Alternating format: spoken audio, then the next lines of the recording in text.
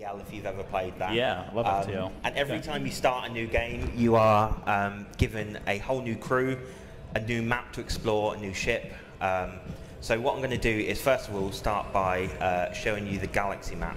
So here you can see very kind of retro aesthetic, really influenced by a lot of the kind of old school sci-fi films. I like it, yeah. It comes across straight away is the aesthetic. You know, you see that 3D in the Unreal Engine, but to go to these screens and that media kind of transfusion to it, you're immediately compelled. I feel like it's like you get a retro game inside a very ambitious, high-tech next-gen game. Yeah. So for an old person like me, I'll probably just mill about in these computers. No, I love it whenever you see these old school stuff in games. So you've got a procedurally generated map, so it's a different experience every time you go in. There's multiple planets. But what I'll do is I'll also give you a quick tour of our ship at the moment. So we're on the bridge at the moment, and then we've got the crew quarters. Oh, that's nice. Nice little couch. We've got the greenhouse, which is responsible for creating all the oxygen that the crew needs to survive.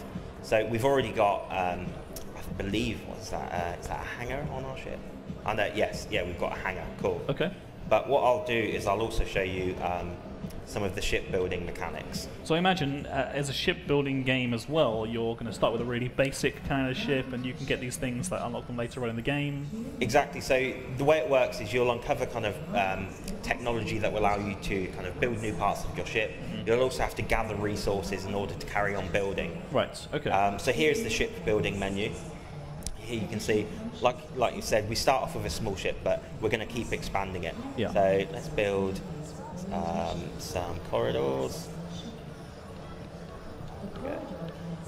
And it's kind of quite a simple kind of snap mechanic where you can see it's kind of it's fairly intuitive to actually use. Let's build a hyperdrive as well, because it turns out an engine is quite important for space travel. Kind of need that, yeah, definitely. But what I like the most is the fact that the moment you build something in the build menu, you can then actually go and explore it. Yeah. So here's the corridors we just built. What's that going to be like? It doesn't matter, because you can go and see it for yourself. Exactly. Here's our new hyperdrive. Oh, that's awesome. And if you don't like where something is, you can like recycle things, I imagine? Yeah, you can destroy it and build a new area. Yeah, cool. So we really wanted to make sure that the player feels a sense of ownership over their ship, so they can build it, in any way that they want. They can also go kind of an extra step and basically change the color of either just a segment of the ship or the entire ship. They can rename every single room. Very cool. I'm going to go for the hot pink. It's got to be hot pink, right? Yeah, I tend to go for the most garish colour schemes I can make. So let's colour the entire ship. Wow, there you go. That's hot. I'm invested. That's good. So as I mentioned, a big part of it is about collecting resources in order to keep expanding your ship and continue on your journey. So what we're going to do is send this this ship down to a planet to gather resources for us. Okay. Well, you'll get the same ship every time at the start, and then you'll build on it off that basic framework. Yes, yeah, exactly. And what you'll end up with is a ship that will be kind of wildly different from other players. And there's permadeath as well, being a roguelike. If your ship fails and you've built this awesome ship with little, all the little specialties, your perfect colour scheme, but it blows up, it's gone forever. It makes you feel so much more attached to your crew and your ship. Definitely. Now, obviously, it's got some FPS mechanics as well. Is that happens on the ship? Will you be leaving the ship, or is it all based on the ship? So in terms of the actual shooting, aliens can actually end up coming back to your ship. So the harvester will go down to the planet and gather the resources. But if any aliens can stow aboard the ship, they can actually end up on your ship, and you've got to defend. Oh, so you have stowaways trying to smuggle on and stuff like that. See, there's the risk when you're sending this down that they might bring back some cargo that you didn't want. Yeah, exactly. Awesome. So your crew members almost act as your lives, because if you die, another crew member will be promoted to captain, and then you play as that crew member. Oh, awesome. Right. So you're encouraged to create new crew members, which are all clones. So cloning is a big part of the game. Okay. So that not only can you assign them to work on the ship to make it work more efficiently, but also they are effectively your lives, because if everyone dies on the ship, then it's game over. You start again. So it's a game that is designed to be played in multiple rounds. Okay, but it's too risky to send yourself down to the surface. You wanna send your ship. You wanna send your. You're the captain. The captain Go in the trenches. Exactly. Stays at the back of the battlefield. Stays with the ship. Yeah. So this is one of the threats in Genesis Alpha 1. It's actually a race called Mechanics, and you'll learn a little bit more about kind of their origin and their place in the galaxy. Oh, so there's lore involved Alien as as well well. as you find and discover. You'll find out about the different races. Yeah, so in the world. it's not kind of a massively story-heavy game. Basically, the concept is... Oh, I'm being attacked, I think, from somewhere. The concept is basically that planet Earth is doomed, resources are running out, the governments are corrupt. So basically, these corporations join together to create the Genesis Initiative. And the idea is to send aliens to send these ships out into space to find a new home for humanity. Okay. So that's your end game. Is actually just find your end somewhere game habitable. each time you start a new round is essentially to find a planet where your crew can inhabit. Okay. So that's kind of your main objective. But there's apparently I've not got all of them. Actually, I'm just going to make my life easier for a moment to set down a couple of turrets. Cheeky little turrets. Nice. That's cool. So I guess you were talking about resource management before as well. I imagine that clones are probably quite expensive, right? Yeah, so essentially you've got to gather DNA, and that's one of the exciting elements of the game. So if you look here, actually, there's some alien DNA. Right. And what I can do is I can collect that, and then when I'm making new clones, I can actually incorporate alien DNA to make clones that will have different stats, different strengths, different weaknesses, different abilities. And obviously if I die, I can then come back as one of those kind of slightly alien hybrid clones. So you can't change yourself, but you can change your future selves. Exactly. Right. Okay. Create some like mongrel human aliens. Isn't that how Aliens started? Like, I'm pretty sure it is. Yeah. There's like the plot of what's it called? I've forgotten the name. Prometheus. Prometheus. Spoilers. Yeah. Spoilers there. Sorry. I wouldn't bother watching that anyway, to be honest. Oh, I quite liked it. I thought it was very stylistic. It was well directed, and I thought it was underrated. Anyway, back to the game here. Talking about aliens, how many different types of aliens? Is there different kinds of races that will be attacking and you'll be working with? Yeah, so we haven't settled on a final amount, I don't think, but there are distinct alien species that you will. I think at the moment we've got about 6 or 7. And then each has got different DNA, which has different effects on your clones. We have a different effect on the way things build and progress. Yeah. So that will keep you playing and keep one more go. Let's see what definitely. happens. Can you combine multiple DNAs? Can I get like 3 aliens and a human? No. Wait, we're going. Wait, let's end that there. Let's not ask that question. I feel like I'm being judged now. So the plan is for just mixing one alien DNA with one kind of human DNA. So no kind of we crazy. didn't want to go too crazy with it. Well, Not the yet, is at you least. have some positives, but then you get some negatives if you keep on splicing. Yeah. There's going to be no human left, No so you can't do that. Oh, that's fantastic. Okay, so in terms of like we've managed to gather some resources. Yeah. We built. So what did you just build something then, didn't you? What did you build? So I just built a workshop which will give us access to some more weapons, which I've just collected actually, and I've actually seen that this means that there's an alien infestation on board. No.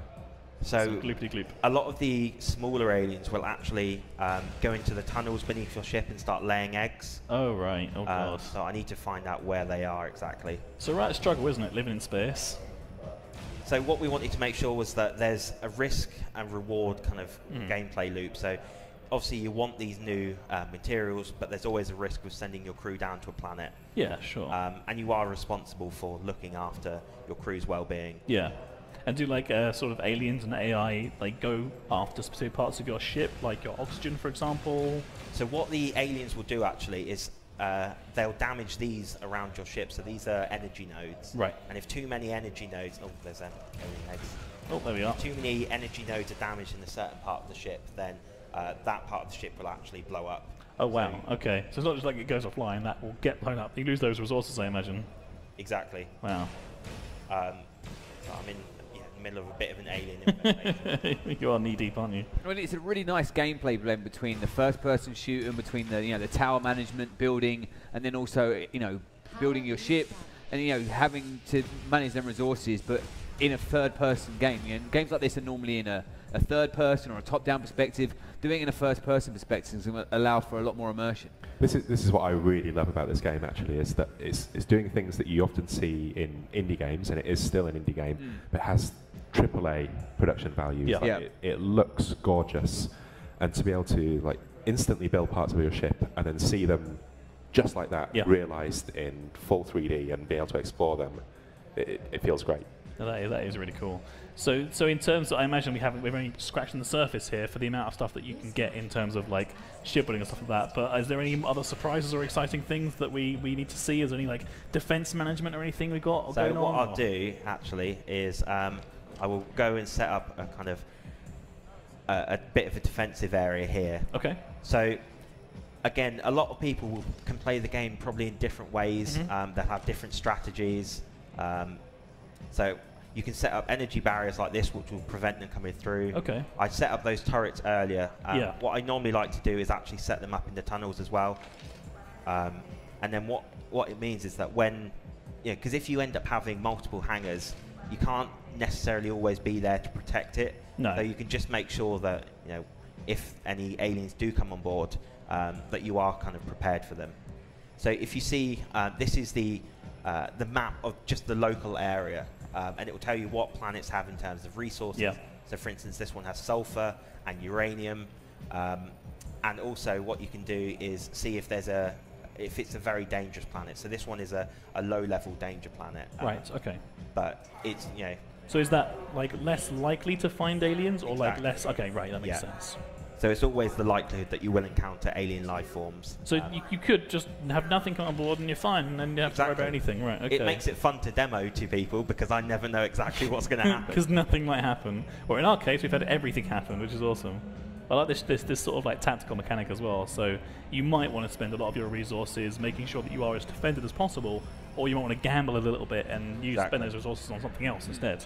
Yeah. So there's things like with the workshop that I built over here, what you can do is invest kind of time and technology into creating new weapons and defenses. So you'll start off with some basic weapons like a shotgun and a pistol, but as you explore, you can gather new technologies through missions. So like I mentioned, it's not a massive kind of story-heavy game, but there are kind of elements of lore throughout the galaxy. So what I can do is show you an example of a transmission. So transmissions you'll encounter throughout your journey, and they're almost like radio transmissions that will come through, and it will be kind of giving you a task, an objective, something that you need to do, a place you need to go to in order to carry on gaining more technology. That's really cool. So for instance, this one, a wrecked general ballistics trading ship has been found, so there's technology and loot that we can get by going to a certain location. Right, okay. So what we'll have to do is actually travel throughout the galaxy map using our hyperdrive. But it's risk and reward, right? I mean, you're not necessarily going to find something bad there, or it could be plain sailing, you just don't know because it's procedural. So you might end up with the worst possible start. I bet it's space pirates. It's always space pirates in my experience. Yeah. And it's not even just like aliens that come back on board the harvester either. So if you look at the map here, there's kind of the red areas, and they are more dangerous for different reasons. So for instance, this one has a sunstorm in that area. This one has asteroids. Certain alien species can actually come on board your ship, even if you don't send out a harvester. Just while you're knocking about, someone's like, "Oh man, that's I don't want to have that." So there's too difficult. They might be friendly. They might be just wanting to chill and share their knowledge of the universe with us. I mean, my experience of games is that they tend to not be friendly, but that's true. Yeah, but we never know. I mean, I can't get over the aesthetic of that PC. Like, as a geek that loves it's that old school Windows kind of 386 kind of look. It's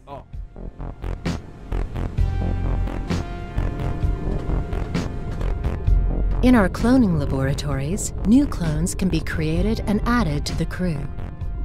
Biomass is the basic material for every cloning procedure. We will probably find new life forms and extract their DNA to improve our crew.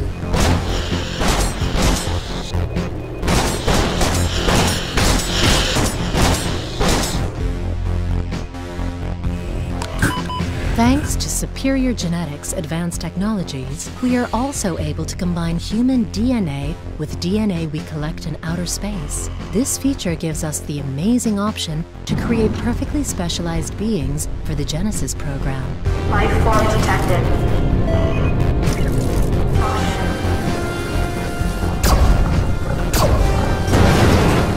New captain promoted.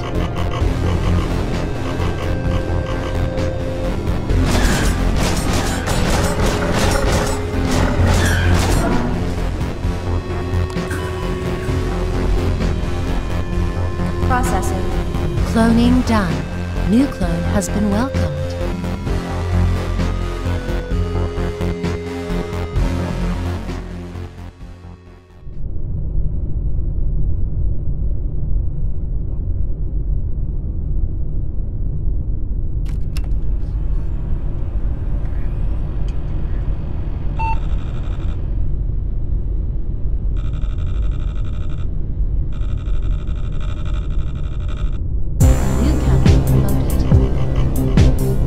Greetings, Captain. I hope you have a productive and successful day. We scanned the system further and identified a planet that features a proper biosphere for humanoid settlers. Following our directive, we should reach this planet as soon as we are prepared to face possible hazards in that area.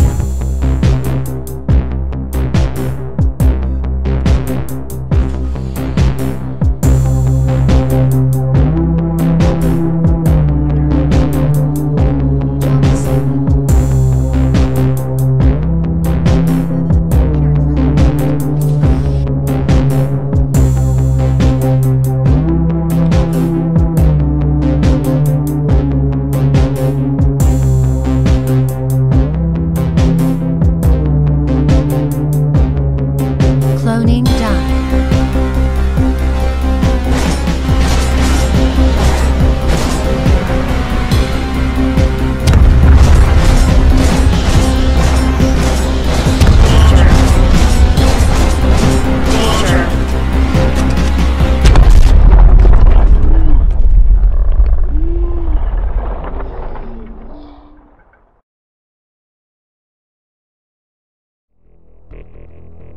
Crew lost.